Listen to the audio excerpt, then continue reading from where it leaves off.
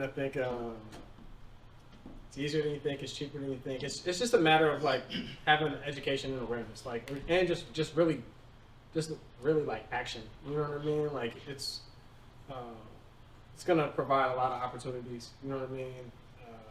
You want to put yourself in a position to receive all types of blessings. You know what I mean? And being in the nonprofit space is one of those things where it's like you're creating a cause. You know what I mean? And people, people are almost hesitant to invest in a company because a lot of times investing in a company is like investing in a person. You get what I'm saying? And the government looks at it the same way. Like when you have a cause, when you have a nonprofit, you know what I mean? It's easier to sell. You know what I'm saying? It's easier to fundraise when it's less about you and more about like, you know what I mean? A cause. And what was your name? Yes, resource, y'all. Sophronia Perry, if you ever heard her name. I'm in Carlisle based. But she knows how to reach me. It really is. Thank you. Thank you. There's black businesses in Carlisle. Yes, I don't want to mess up your name.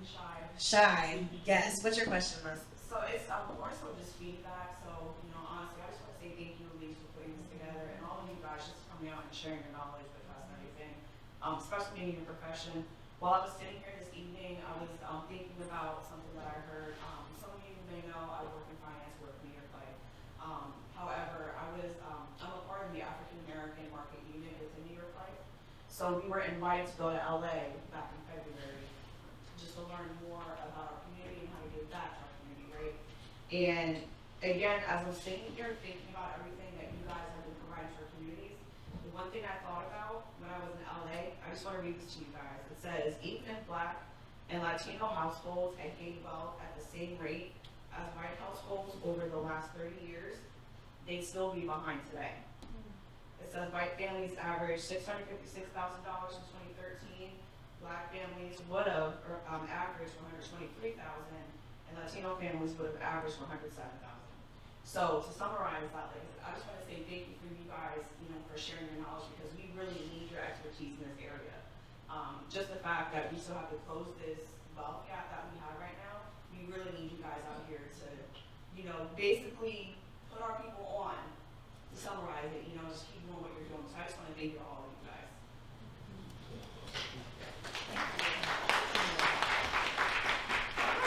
Well, I know we didn't feed y'all. All right, we got one last question for Juan, and then I'm going to get last remarks and best tips from our panel before we close out. Juan. So, for me, I've done a lot of things as far as in business. I've done a lot of paperwork. I built up a great network, people, done a lot of things, got accolades, got a lot of credentials and things of that nature. And I hear what you're all saying, but my biggest question is, because for me, it's like you say go to the website, I go to it, and it's like, okay, I see so many different things. So I'm wondering, is there something that can kind of, or someone or some company or something that can kind of help you step by step? You know what I mean? Take these things so you understand, you know what I mean, what you need to do next, and kind of, you know what I mean? Is that something that you guys know about? Well, I mean, that's what this app is for. I just want to shout out myself real quick. We will do it. I will do it. We're doing it here in this app. It's a $33 monthly subscription. So to your point, Dewan, what I'm finding is that even the people that do want to read a little bit, right? Most folks aren't reading pages and pages of grant applications criteria, right? Like people aren't. It's a lot of work. It's time consuming, as someone said. So the app is supposed to be saving you time from the master classes under the events tab here, from workshops to things you can tune into. We do offer one-on-one coaching and consulting to walk you through your own strategy plan, how to answer the questions in the grants, how to write cash flow projections. Like a lot of the stuff, you're not going to need a business plan necessarily, but if you're going to go pay $300 to get certified as a minority-owned business, and then you got to go through their bid portal and look at these 20-page bid requests, like you fill out the videography RFP, right? we asked YPOC put out a request for bids from videographers and photographers, mimicking this process to be like, and we only asked you maybe 5 questions. Versus these government contracts, they're also asking you a million questions that you have to figure out. You have to take the time to answer. Sometimes you have to pay people to price things out for you, and then you don't even get the job. You might blow a bag just to get 10, right? So bringing it back to your question and answer, like, this app is supposed to be that resource for you. Whether you're posting a question and asking, generally, there's people on here who've got grants. Whether you're asking about county grants, there's folks in there who have applied to county grants, at least know the process. So yeah, I think it's just so vast, right? Your question. So any other resources, April and Jason?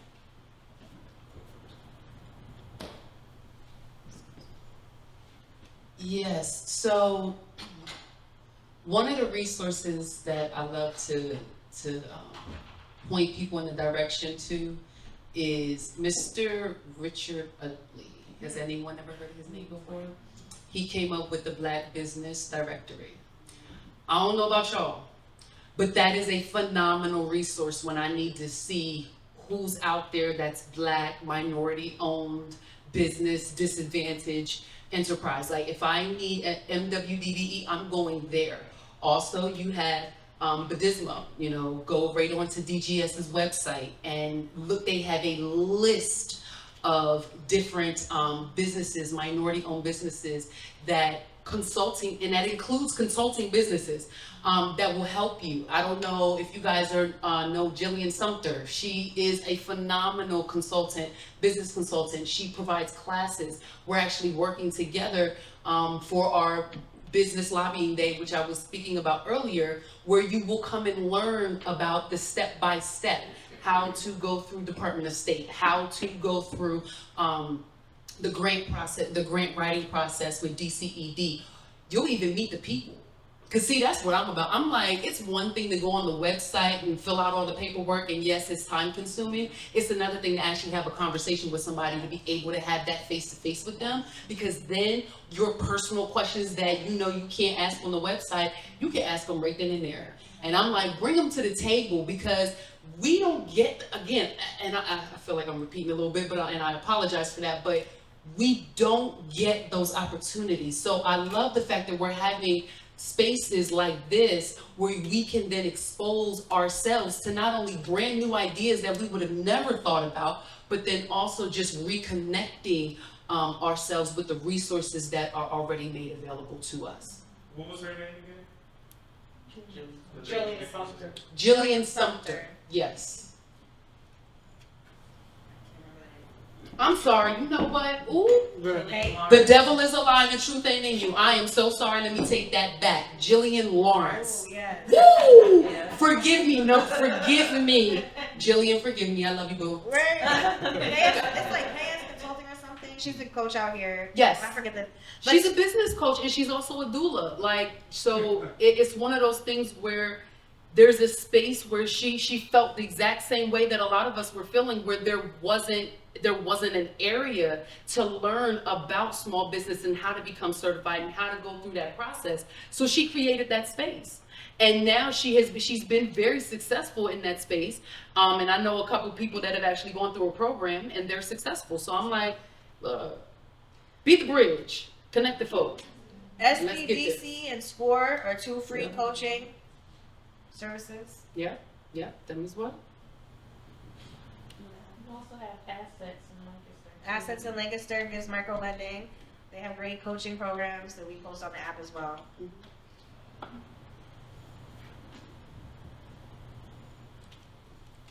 Also, we have myself. I work for the state of Harrisburg, so we have myself having a connection with a bunch of people. So I'm a good asset to have. Everybody has I think everybody has my contact information. He's on the app. On the app. So If you ain't on the app, Where Jason, You ain't Jamal, it gonna will be on there. But Jason, On the- Jamal, yes, everyone's on the app. You can send them a DM after today if you want to do coffee or lunch with them, please. I bug Jamal and Jason often. And April's about to see me way more often as well. Okay. I was just going to add this. I just want to talk a little bit about what we're doing at Harrisburg University. So, Elise mentioned earlier just the time frame for a small business, just how a lot of businesses don't make it out of that first year. At the university, where I work at the Center for Innovation and Entrepreneurship. So part of what we have, in the center is a incubator program. So what that incubator program is, it's designed to basically to help businesses grow.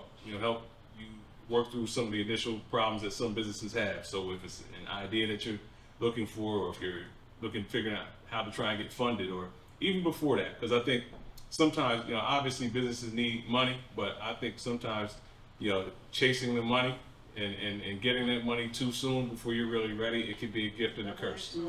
Because especially if you get it from a bank, once you get that check, once you get that money, the clock starts. So now you're trying to figure out how to pay back your loan. So, I would say absolutely the money's important, but I think it's also important to make sure you have a sound business plan, as Jason said. Make sure you have a structure. Make sure you know who your audience is. Who's your market. Have you done any market research? Who are you going to sell your product to?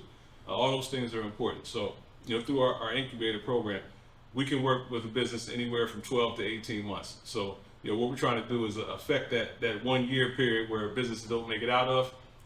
Over 12 to 18 months, you have support, through this incubator program. What we do is we're able to give you space at the university. Elise mentioned, we have a brand new 4,000 square foot center in Strawberry Square, where you're able to get a desk there and work. You have access to be able to work with student interns. Every student at Harrisburg University has an internship requirement that they need to fulfill to graduate. So let's say you are really strong in, let's say you're strong in one phase of your business, but you're not a marketing person. Well, guess what? You can work with a student that's in the marketing program. Or maybe vice versa. You're a good marketer, but you don't know anything about technology. Well, you can work with a student that's in the computer science field, to maybe help you build an app, or maybe help work on your social media presence. So those things are available, through our incubator program. So there's an application process. Basically, you fill out a brief application. You sit down with either myself or our director, and basically, we're going to vet your idea. We're going to ask you some different questions, about what you've done up to this point, who you're working with, who's your team. But the goal is to together try to figure out what's the best course and path forward for you. Whether to figure out whether the incubator is what's right for you, and maybe it is, maybe it isn't. But I think just being connected to other people, which is why I think this event is so important. But putting together a team and putting together some resources, ultimately it could be what kind of decides your success or not. Is there a fee associated with that? No, there's no fee. I mentioned equity a little bit earlier. What we do is we take a small equity stake, in each business that we fund. Again, what that does is it's saying that we believe in you, and believe that there maybe can be something special. But also I mentioned the space that you get and the interns. Those interns are paid, so we pay those interns. But we figured out it's about anywhere from $75,000 to $100,000 investment that we're making in services. But no, there's no, you don't have to pay monthly. There's no fee or the cost that you're paying, except for that equity stake, which, the equity piece really doesn't come into play, either unless you would, maybe like somebody comes and buys your company and acquires you, then, that equity stake will come into play. Or if, your company becomes publicly traded on the stock market, then we collect that equity. But other than that, you're basically able to access these services at no cost. I have just one, it's actually not a question. Well, it is sort of. So myself and another woman in the chamber in Carlisle is planning to host a Black Business Expo. We're looking to do it in October. We'll get on that app because it's an expo. It's not just having businesses vending. There's education.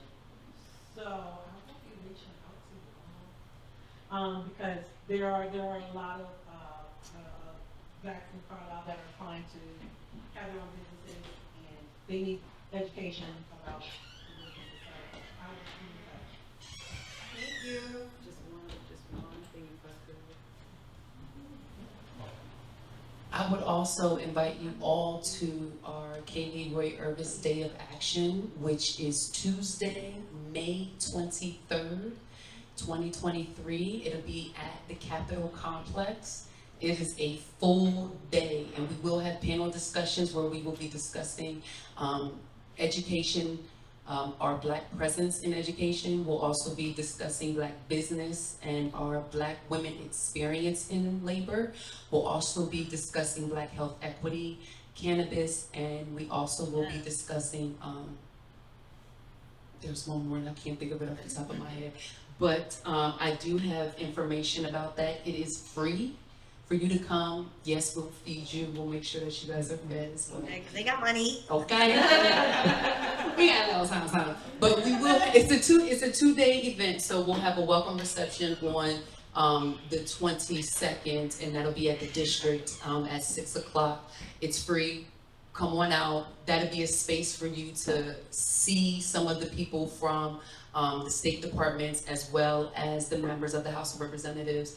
So we'll have a lot of people. I mean, the Deltas are coming, the AKAs are coming, we got Black clergy coming, the Second Amendment folks are coming. So there is a plethora of wealth of information, you know, for us to be able to connect and network. So I invite you all. Thank you. Thank you. Can we get a round of applause for our speakers?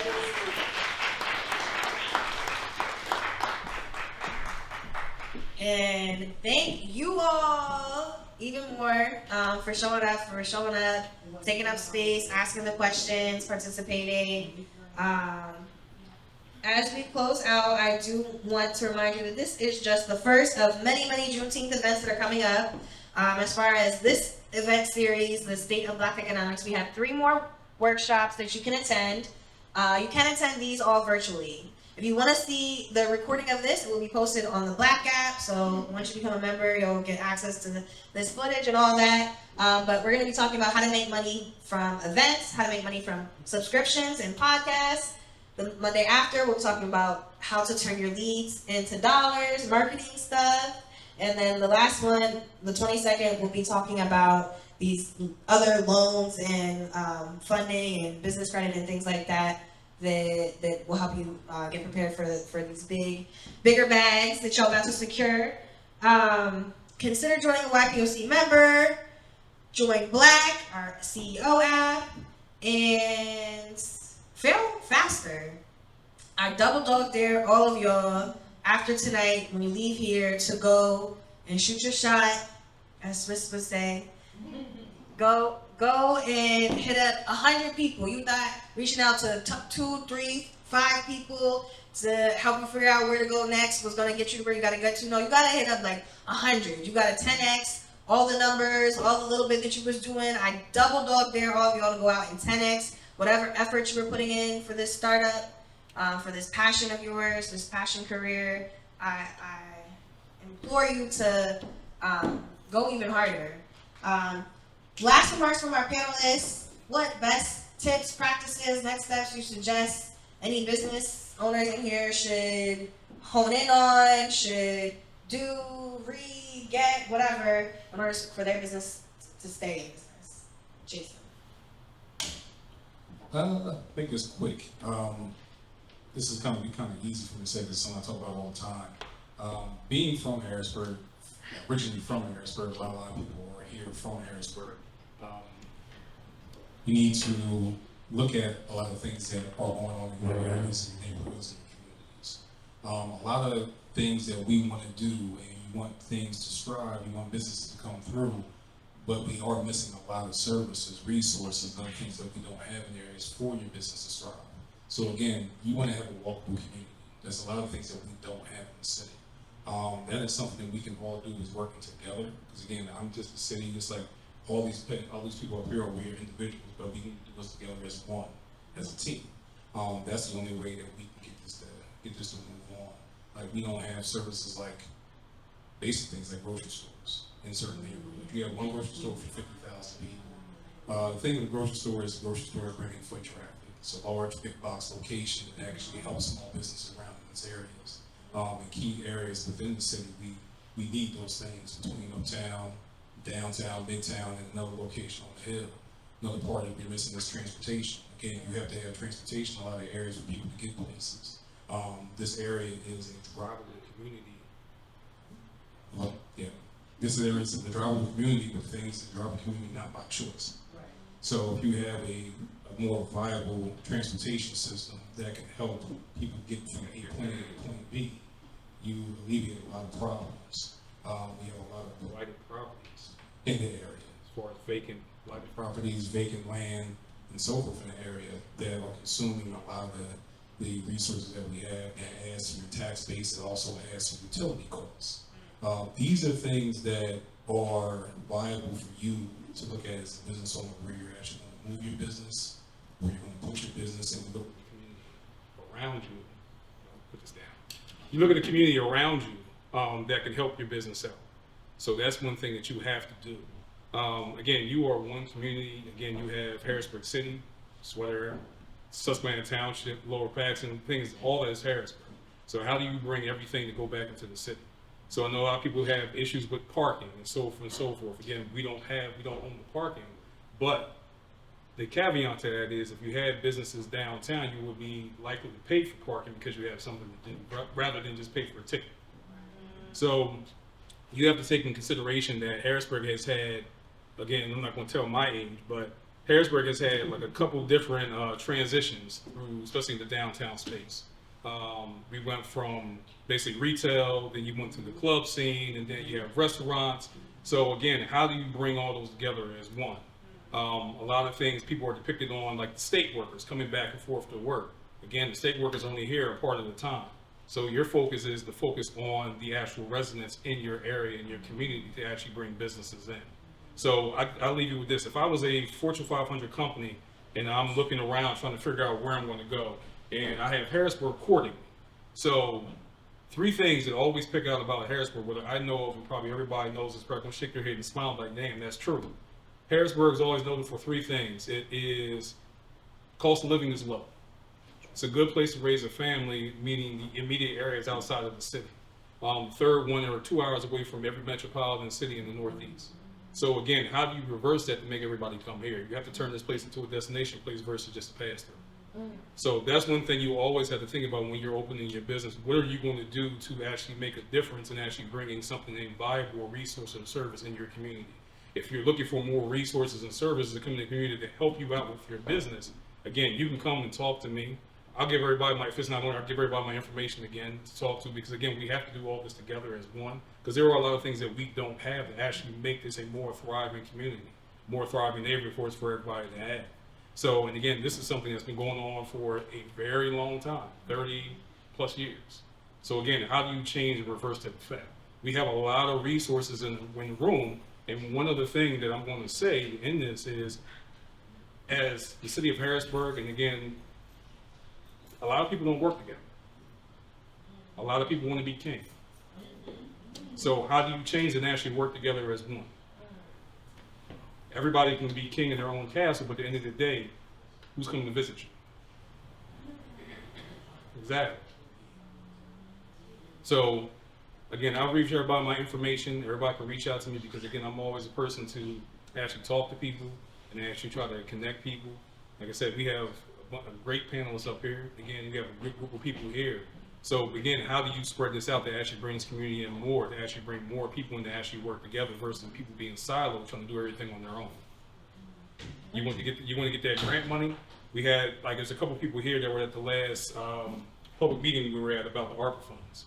And we were talking about, there were certain people talking about how they can't get certain grants for certain amounts of money and so forth and so forth.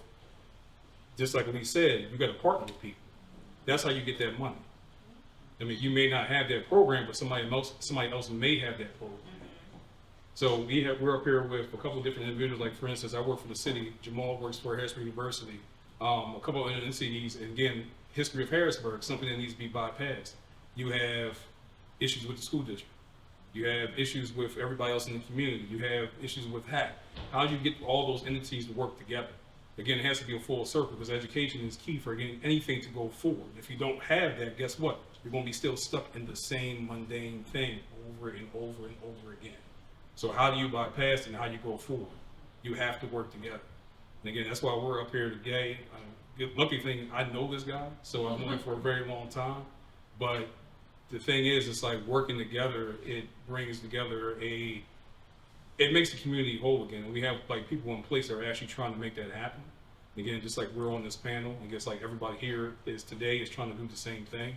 But again, you have to spread the word to make sure everybody is here, they're basically on the same tune and on the same page. If it's not, guess what? We're going to still be in the same stuck place. I have a question about that. But Yeah. actually, I'm sorry, Oh, we're it's just okay. short on time. Okay. Gotta let everyone have their closing remarks. And yeah. I'll be quick. One thing, just to kind of take what Jason was saying a step further, to everybody, just tap into the power that's in this room. Okay, you figure, a lot of times they say that people will, people talk about what they do in their bedroom before they'll talk to you about money. It's the honest truth. People don't talk about money, so to have these conversations around grant opportunities, about funding opportunities, don't be afraid to share that with somebody. There's enough resources to go around. A lot of times, in our communities, we want to hoard the information. All right, don't be afraid to share the plug. All right, I think it's very important for us to be able to have those conversations. Also, you don't have to do everything yourself. Okay, when you come to these kinds of events, make sure you talk to some people who are in the room before you leave. I mentioned before about a person who's looking for an intern. That intern may be able to fill a void. There may be someone in here that can fill a void for something that you're doing right now. Maybe there's an area that you're not particularly strong. There may be somebody else in here that can fill that void for what you need. So whether it's a skill that they have, whether it be marketing, branding, maybe a person in here has a law background. You just never know. So I encourage you, when you come to these kinds of events, make sure that we're talking to each other. Make sure we're figuring out, how can I help somebody, because there may be somebody who's willing to help you. Also, I say, I mentioned tech a lot because that's just kind of the space I'm in right now. But I go to a lot of different meetings, networking events in certain spaces, and often I go into those rooms and I'm the only person there that looks like myself. Okay, so I say that to say, when you find out about certain information, again, share it. Okay, let's take 2-3 people with us when we go to certain functions, certain events. Okay, that way we can leave from there, and then we tell people, where we went. So then next time you go, we take 10 of us, and in that way we can start to make some decisions and have some power, and that way decisions don't get made and things happen to us. We can start making some decisions to where we can call some of the shots. Thank you. Jamal.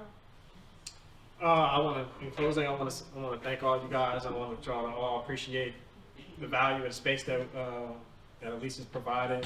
I want to say this: like, we are at the precipice of a paradigm shift in like the whole economy. You get what I'm saying? Where technology is shifting everything. You know what I mean? We have things like the blockchain, things like artificial intelligence, which is really making everybody reflect on their own purpose. You know what I mean? What you're providing, what you're offering. And I will say this: if you can look in the mirror, if you think you have a great idea, you know what I mean? If you think you have a service or a product that's really going to affect people's lives in a positive way, you need to be shouting this idea from the mountaintops. You need to expose your idea to as many people as possible. This is not something that you should be keeping to yourself.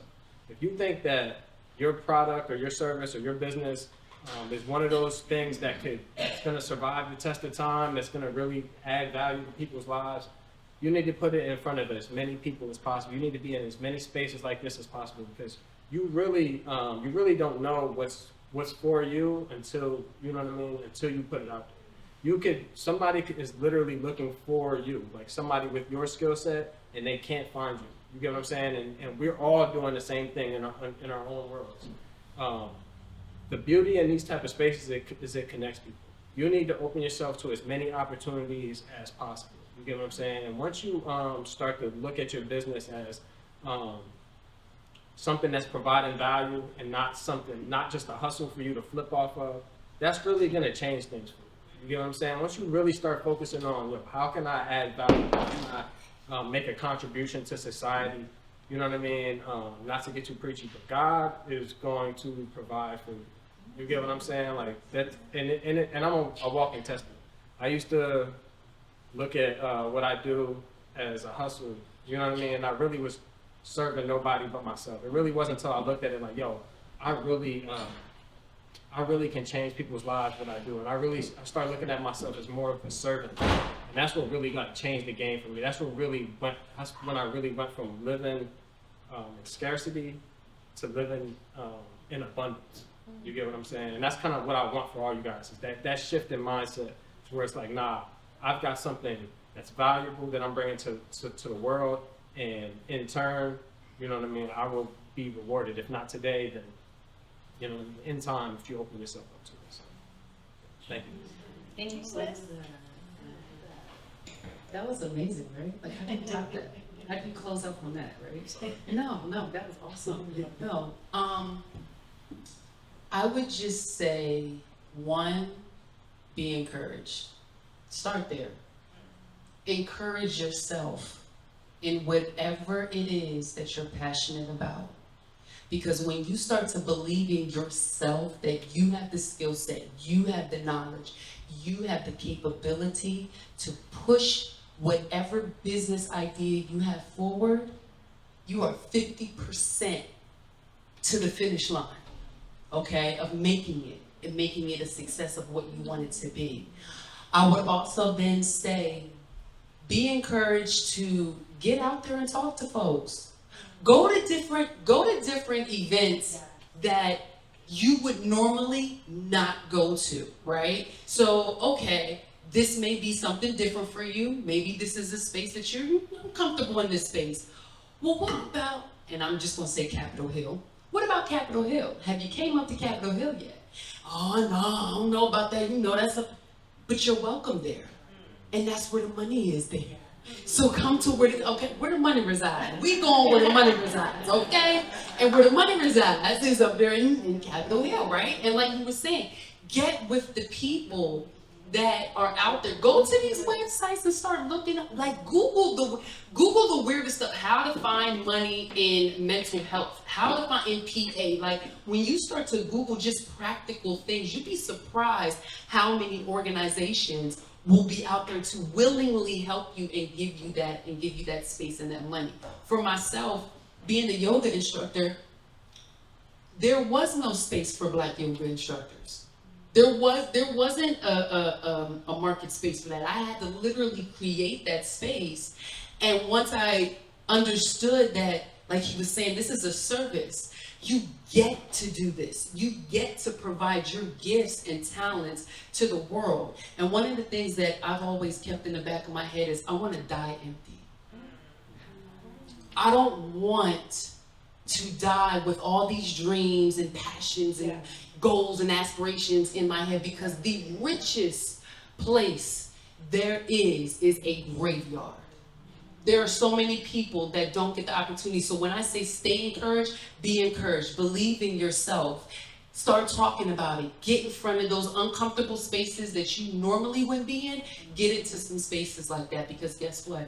You could be the solution to someone's question or issue. So, be encouraged.